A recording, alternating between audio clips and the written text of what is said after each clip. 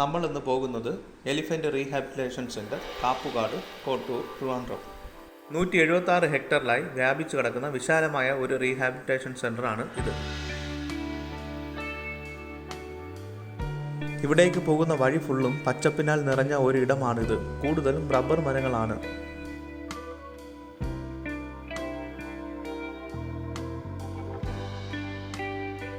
Forest ഡിപ്പാർട്ട്മെൻറ്റിൻ്റെ അണ്ടറിൽ വരുന്ന Neyyar wild life സാങ്ച്വറിയിലാണ് ഇത് ഉള്ളത്. പല കാലഘട്ടങ്ങളിലായാണ് പല ആനകളും ഇവിടെ എത്തിച്ചേർന്നിരിക്കുന്നത്. കൂട്ടം തെറ്റിപ്പോയതും അപകടത്തിൽപ്പെട്ടതുമായ പ്രത്യേക കെയർ വേണ്ടതുമായ ആനകളാണ് ഇവിടെ കാണാൻ സാധിക്കുന്നത്.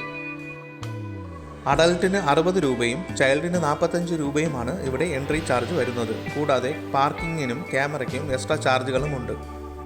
മുൻകൂട്ടി ബുക്ക് ചെയ്താൽ കതിർമുടി, കിഴക്കുമലപ്പാറ എന്നീ 2 ട്രക്കിംഗ് സ്പോട്ടുകളും അവൈലബിൾ ആണ്. അതിന് എക്സ്ട്രാ ചാർജുകളും വരുന്നുണ്ട്. റാണ എന്ന ആനയാണിത്. കാസർഗോഡ് ജില്ലയിൽ കാഞ്ഞങ്ങാട് ഒടക്കൊല്ലി എന്ന സ്ഥലത്ത് കൃഷിയിടത്തിൽ കമ്പിവേലിയിൽ കുരുങ്ങി ശരീരമാസകലം പരിക്കുമായി കിടന്ന ആനക്കുട്ടിയെ രക്ഷപ്പെടുത്തി 2013 ഈ കേന്ദ്രത്തിൽ എത്തിച്ചു.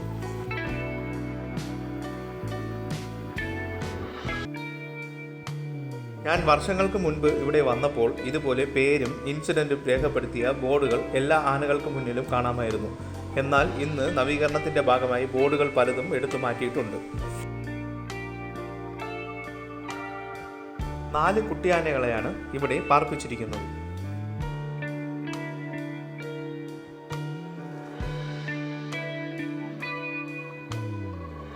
വളരെ സൗഹൃദ മനോഭാവത്തിലുള്ള സ്റ്റാഫുകളാണ് ഇവിടെയുള്ളത്. ആനകളുടെ പേരും അതിൻ്റെ രീതിയും നമുക്ക് പറഞ്ഞു തരുന്നതാണ്.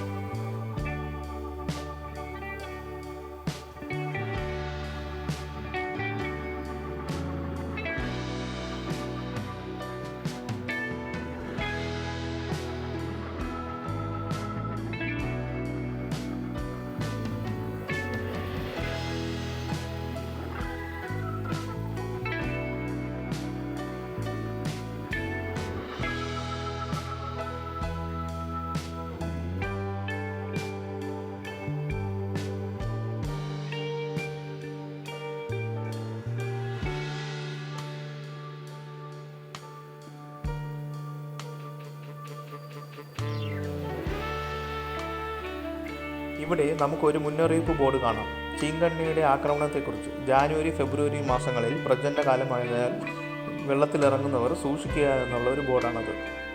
നെയ്യാർ ജലാശയത്തിൻ്റെ കേച്ച്മെൻറ്റ് ഏരിയയിൽ നമുക്ക് ധാരാളം ബോട്ടിംഗ് ഫെസിലിറ്റീസും അവൈലബിൾ ആണ്. ബാംബു റാഫ്റ്റ്, പെഡൽ ബോട്ടിംഗ്, കുട്ടവഞ്ചി, ചങ്ങാടം എന്നിങ്ങനെ.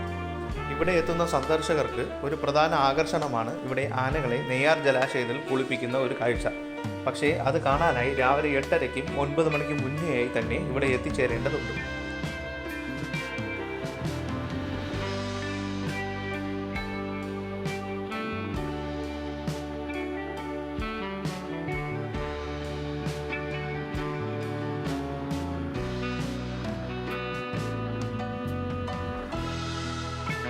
പണ്ട് ഇവിടെ വന്നപ്പോൾ ആന സവാരിയൊക്കെ ഉണ്ടായിരുന്നു. അത് ഇപ്പോൾ നിർത്തലാക്കി എന്നാണ് അറിയാൻ കഴിഞ്ഞത്. ആനപ്പുറത്ത് സഞ്ചാരികൾക്ക് കയറാൻ ഹെൽപ്പിനായി കെട്ടിയ സപ്പോർട്ട് ഇപ്പോൾ നോക്കുകുത്തിയായി അവിടെ നിൽക്കുന്നു.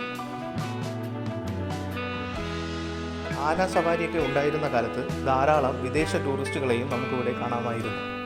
ഇവിടെ നിന്നും ഇറങ്ങി കള്ളിക്കാടിലേക്ക് പോകുന്ന വഴിയിലാണ് ഡിയർ റീഹാബിലിറ്റേഷൻ സെൻ്ററും ഉള്ളത്.